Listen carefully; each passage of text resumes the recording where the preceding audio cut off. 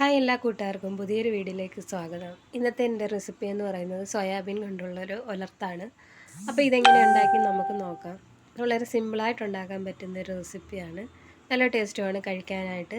അതിന് വേണ്ടിയിട്ട് ഇതാ സോയാബീൻ നന്നായിട്ട് കഴുകിയെടുത്തിട്ടുണ്ട്. അതൊന്ന് രണ്ടായിട്ട് മുറിച്ചെടുത്തിട്ടുണ്ട്. നമുക്ക് ലഞ്ച് ബോക്സിലൊക്കെ കൊടുത്തു വിടാൻ പറ്റിയൊരു വിഭവമാണിത്.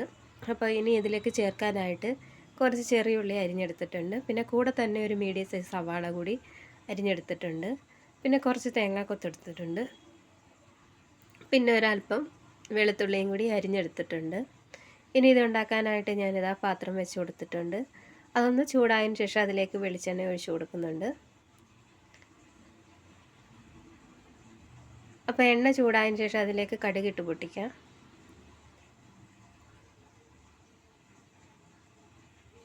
അപ്പോൾ കടുകൊക്കെ നന്നായിട്ട് പൊട്ടി വരുന്നുണ്ട്. ഇനി നമുക്ക് കടുക് പൊട്ടിയതിന് ശേഷം അതിലേക്ക് തേങ്ങാക്കൊത്ത് ഇട്ട് കൊടുക്കാം. ഇനി ഈ തേങ്ങാക്കൊത്തൊന്ന് മൂത്തൊന്ന് ചെറുതായിട്ടൊന്ന് കളറ് മാറി വരട്ടെ.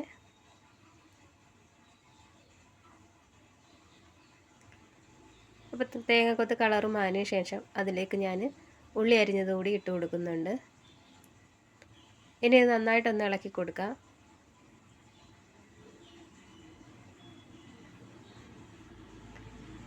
ഇനി ഇതിലേക്ക് അരിഞ്ഞു വെച്ചിരിക്കുന്ന വെളുത്തുള്ളി കൂടി ഇട്ട് കൊടുക്കാം.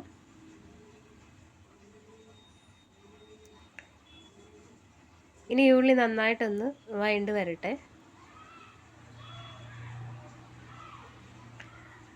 ഇതിലേക്ക് ആവശ്യത്തിനുള്ള ഉപ്പ് കൂടി ഇട്ട് കൊടുത്തിട്ടുണ്ട്. ഇനി ഉള്ളി നന്നായിട്ട് വഴണ്ട് അതിനുശേഷം ഇതിലേക്ക് നമുക്ക് പൊടികൾ ചേർത്ത് കൊടുക്കാം. അപ്പോൾ ഉള്ളിയൊക്കെ വഴണ്ട് വന്നിട്ടുണ്ട്.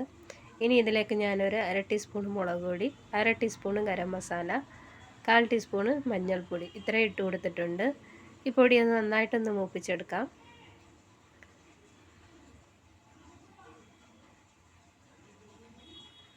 പൊടിയൊക്കെ നന്നായിട്ട് മൂത്തിട്ടുണ്ട്. ഇനി ഞാനിതിലേക്ക് സോയാബീൻ ഇട്ട് കൊടുക്കുകയാണ്.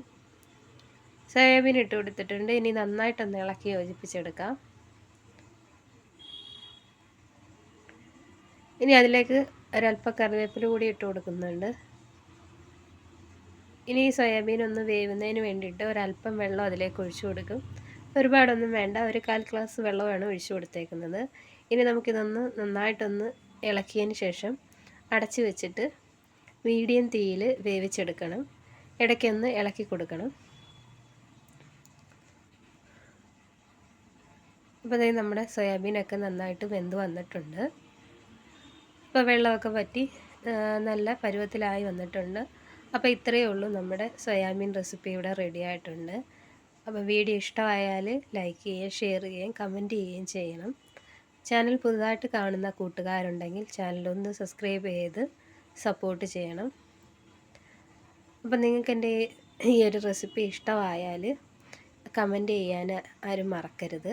അപ്പോൾ നിങ്ങൾ ഇതുപോലെ ഉണ്ടാക്കിയിട്ടില്ലെങ്കിൽ ഉറപ്പായിട്ടും ഒന്ന് ഉണ്ടാക്കി നോക്കണം. വളരെ സിമ്പിളും ടേസ്റ്റി ആയിട്ടുള്ള ഒരു വിഭവമാണ്. നമ്മുടെ കുഞ്ഞുങ്ങൾക്ക് വളരെ ഇഷ്ടപ്പെടുന്ന ഒരു രീതിയാണ്.